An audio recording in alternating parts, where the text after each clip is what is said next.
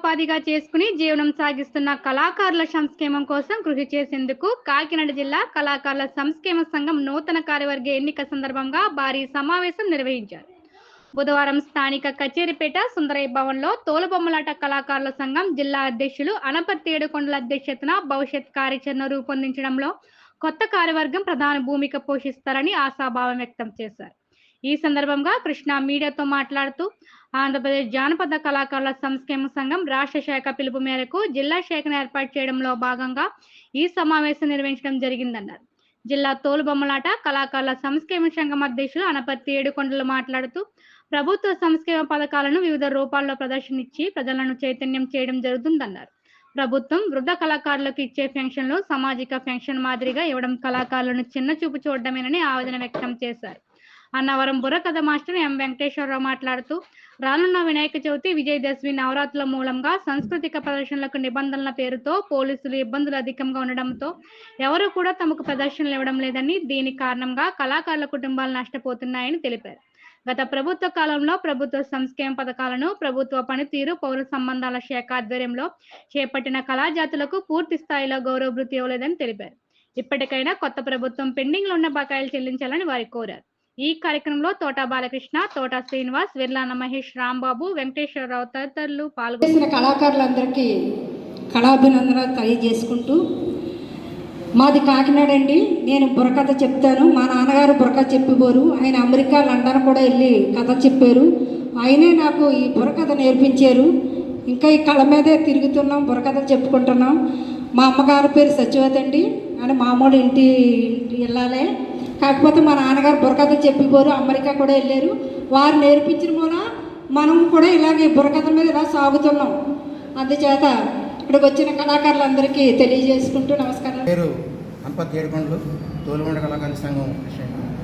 అయితే ఇప్పుడు మన ఆంధ్రప్రదేశ్లో ఉన్నటువంటి కళాకారులు ఎవరికి కూడా ఏ ప్రభుత్వాలు కూడా సరిగా ఆదుకున్న సందర్భాలు లేవు.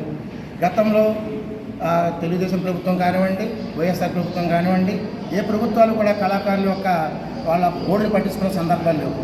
అలాగే కరోనా వచ్చినప్పటి నుంచి కూడా కరోనా మహమ్మారి దయ వల్ల కళాకారులు ఎవరు కూడా ఏ ఒక్క ప్రోగ్రామ్స్ కూడా లేకుండా పోయినాయి.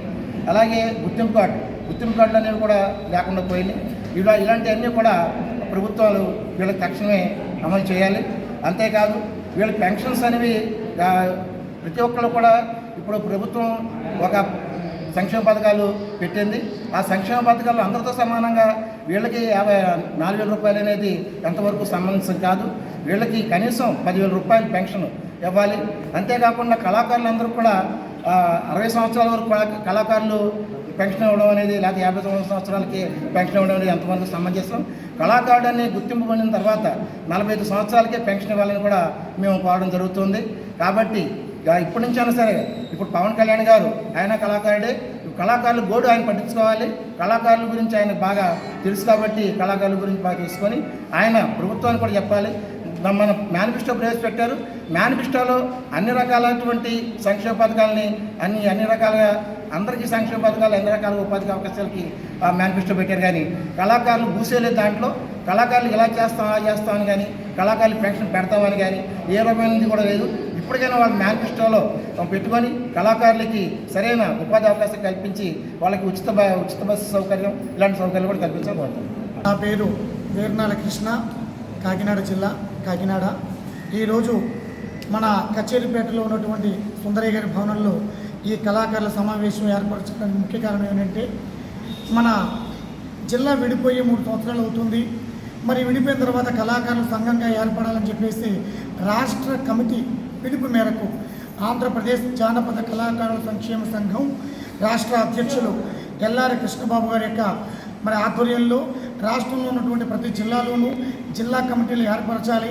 అలాగే జిల్లా కమిటీలు ఏర్పాటుతో పాటు జిల్లాలో ఉన్నటువంటి కళనే నమ్ముకొని కళా ముద్దుబిడ్డలుగా ఉన్నటువంటి ప్రతి కళాకారుడికి చెందవలసినటువంటి వాళ్ళు పొందవలసినటువంటి కళాకారులు గుర్తింపు కార్డులు కానివ్వండి, కళాకారులు పెన్షన్లు కానివ్వండి, కళాకారులకి మరి ఎంతో అనుభవం ఉండి సీనియర్ కళాకారులకి రాష్ట్ర స్థాయి నుంచి వచ్చే పురస్కారాలు మరి జిల్లాలో గుర్తింపు పొందిన కళాకారులు జిల్లా కమిటీ ద్వారానే మరి వాళ్ళకి పొందాలన్న ఆలోచనతో ఎవరి మటు వాళ్ళు రాష్ట్ర స్థాయికి వెళ్ళిపోయి లెటర్లు పెట్టుకొని మాకు పురస్కారం ఉన్నది కాకుండా జిల్లాలో గుర్తింపు పొందిన కళాకారులు జిల్లా సంఘం నుండి గుర్తించి సరైన న్యాయం జరగాలి అన్న ఉద్దేశం మేరకు ఈనాడు కళాకారులంతా సమావేశమై ఒక సంఘంగా ఏర్పాటు చేసుకొని తద్వారా మరి రాష్ట్ర స్థాయిలో అందించేటటువంటి కళాకారులకు పొందే సబ్సిడీ వృత్తి కళాకారులు చాలామంది ఉన్నారు.